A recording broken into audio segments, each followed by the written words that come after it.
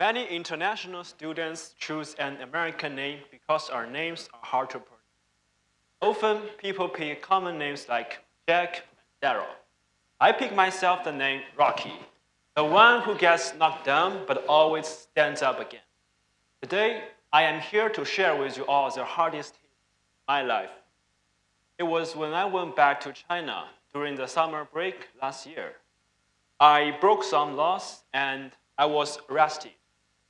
In the police station, my parents were out there begging for police not to lock me up.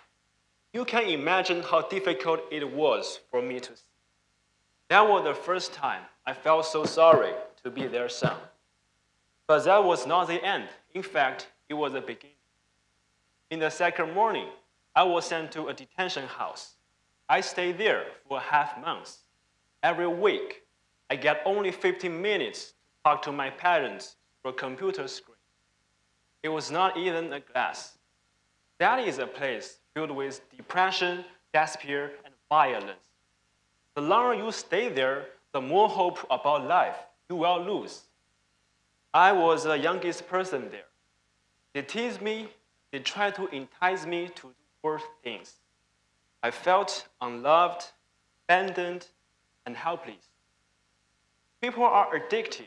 They even fight against detention guard, and what left on the ground was all blood. After I was released and came back to school as a sophomore, I was lost, just like a blank paper. I had no passion for life. Things happening made no sense to me. I saw them just because they were happening. And here came the turning point. Met a group of people, coalition of international students, and there was even a special one to me. When I stay with them, I already forget I haven't felt hope and love for a while, and I miss that feeling. I want to have good memories and stories with them. They gave me the courage to get my head up. I am not the hostage of my past. I want to get rid of my evil inside. I want to step forward, and I want to get my life back. In the following 6 months, I sought help from ASU counseling service.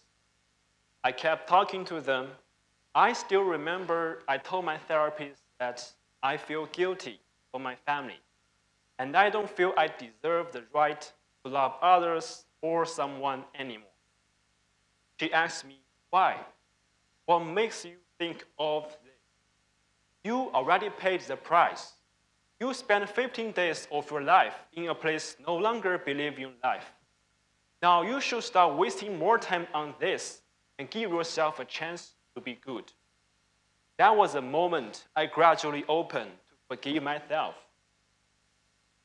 I tried to find as many clues as I can from the old self. I went to my dream city, Philadelphia, to see the Rocky statue. The 72 Rocky Steps is always the biggest inspiration for me. I re-step into social events around campus.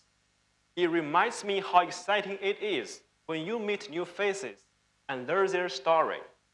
Then I gradually become the person standing right in front of you. Have an on-campus job, work hard to keep a 3.5 overall GPA, struggling to get my first internship. Yeah, people would say a normal guy. But what makes it special is I came back from this low, and being normal again is no longer a normal thing to me.